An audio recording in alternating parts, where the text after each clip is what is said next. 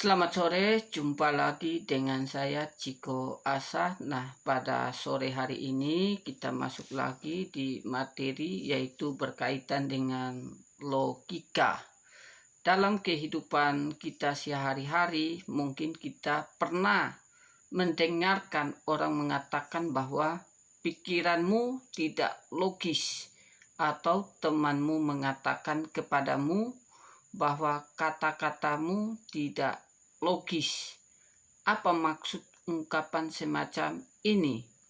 Apakah tidak logis sama artinya dengan tidak masuk akal? Apa yang dimaksud dengan tidak logis? Apa artinya tidak masuk akal? Lalu, kapan sebuah bisa dikatakan logis dan masuk akal? Nah, pertanyaan-pertanyaan ini mengantar pikiran kita untuk berpikir secara logika. Apa sebenarnya logika itu?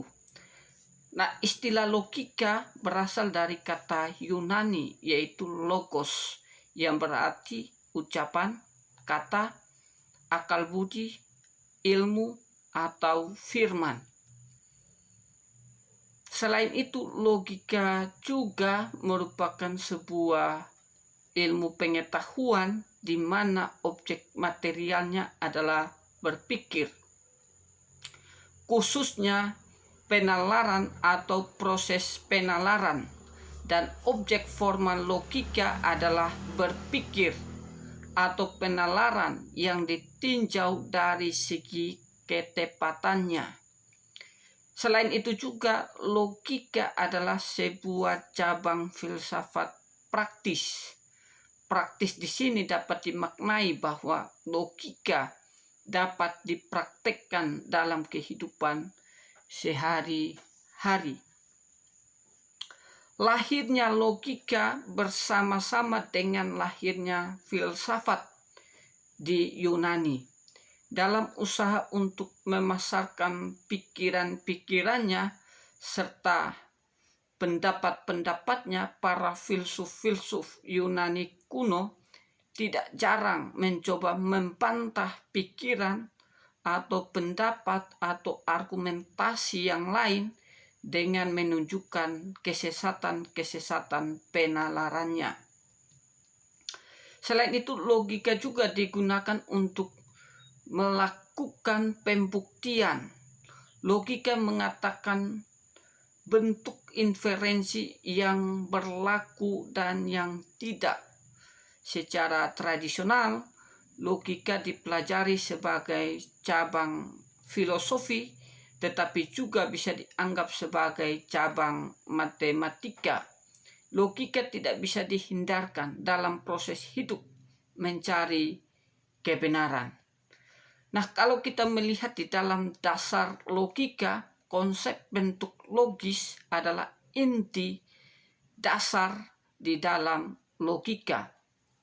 Artinya apa? Artinya konsep ini menyatakan bahwa kesahihan atau validasi sebuah argumentasi itu ditentukan oleh bentuk logisnya, bukan oleh isinya. Dalam hal ini, logika menjadi alat untuk menganalisis argumen, yakni hubungan antara kesimpulan dan bukti-bukti atau bukti-bukti yang diberikan atau premis yang dari premis-premis itulah mendapatkan sebuah kesimpulan. Nah, kalau kita melihat di dalam logika silogistik tradisional, Aristoteles dan logika simbolik modern adalah contoh-contoh dari logika formal. Selain itu, kalau kita melihat dasar penalaran dalam logika bisa ditinjau dari dua perspektif, yaitu secara deduktif dan secara induktif.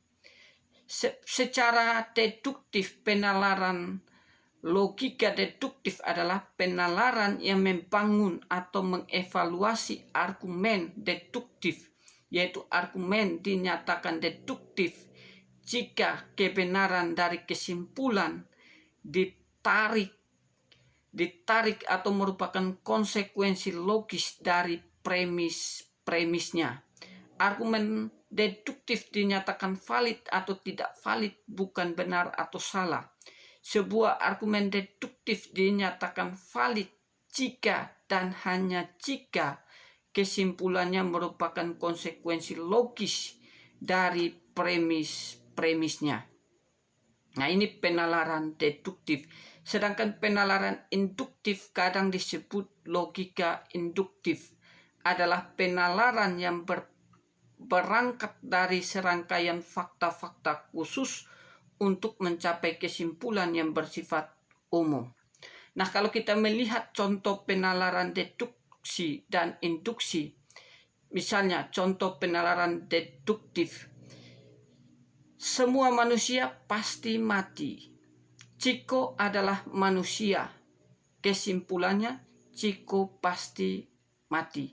Kesimpulan ini bisa dikatakan logis karena berangkat dari premis mayor dan premis minor, atau berdasarkan premis umum semua manusia pasti mati, premis khusus Chico adalah manusia, maka kesimpulan logis Chico pasti mati. Nah, ini contoh penalaran deduktif. Selain itu, kalau penalaran induktif, contoh kuda Sumba punya sebuah jantung, kuda Australia punya sebuah jantung, kuda Amerika punya sebuah jantung, kuda Inggris punya sebuah jantung. Kesimpulan logisnya adalah setiap kuda punya sebuah jantung.